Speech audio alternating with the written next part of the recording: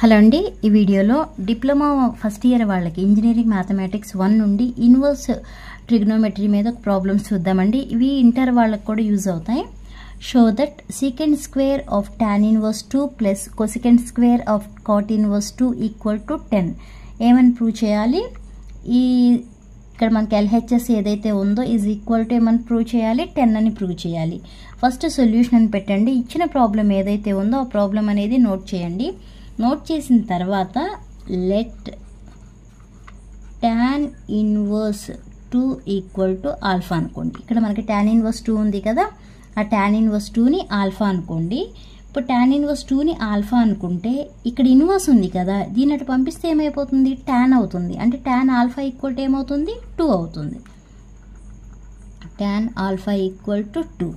అలానే ఇక్కడ cot inverse ఉంది కదండి, cot inverse 2 equal to beta అనుకోండి. ఓకే, ఇక్కడ కాట్ ఇన్వర్స్ ఉంది కదా, cot inverse 2 equal to beta అనుకుంటే ఈ కాట్ ఇన్వర్స్ అటు వెళ్తే ఏమైపోతుంది? కాట్ అవుతుంది కదా, అంటే కాట్ బీటా ఈక్వల్ టు ఏమవుతుంది? 2 అవుతుంది. Okay, cot beta equal to 2. ఒకసారి ఎల్హెచ్ఎస్ ఏమున్నాయో, ఎల్హెచ్ఎస్ అంటే లెఫ్ట్ హ్యాండ్ సైడ్ అండి, ఆ లెఫ్ట్ హ్యాండ్ సైడ్ ఏమై ఉన్నాయో నోట్ చేయండి.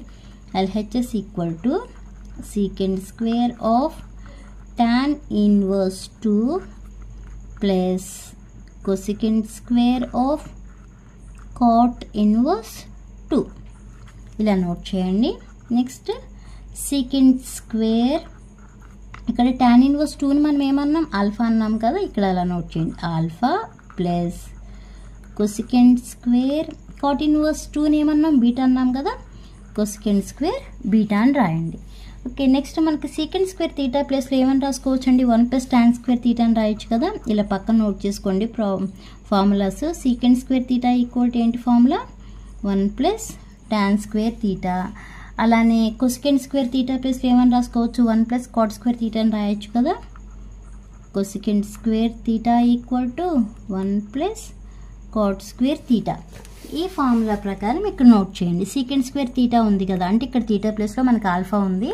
ఇప్పుడు సీకెంట్ స్క్వేర్ తీటా ప్లేస్లో ఏమని రాయొచ్చు మనం? 1 ప్లస్ tan స్క్వేర్ తీటా అని రాయొచ్చు కదా, అంటే ఇక్కడ మనం 1 ప్లస్ tan స్క్వేర్ ఆల్ఫా అని రాయాలి. ఓకే, ప్లస్ ఇక్కడ కొసెకెంట్ స్క్వేర్ బీటా, అంటే 1 ప్లస్ ఏమని రాస్తాం?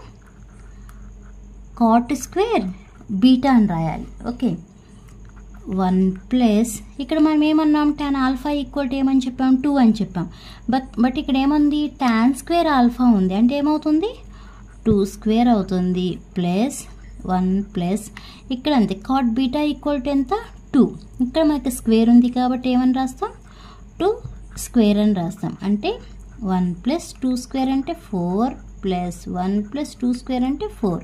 4 ప్లస్ 4 8, 8 ప్లస్ 2 10. ఓకే, మనకి ఇది ఏమవుతుంది? ఇది ఆర్హెచ్ఎస్, అంటే ఎల్హెచ్ఎస్ ఈక్వల్ టు ఆర్హెచ్ఎస్ అయిందా? అర్థమైందా అండి? అయితే లైక్ చేయండి, షేర్ చేయండి, అలానే సబ్స్క్రైబ్ చేయండి. Thanks for watching.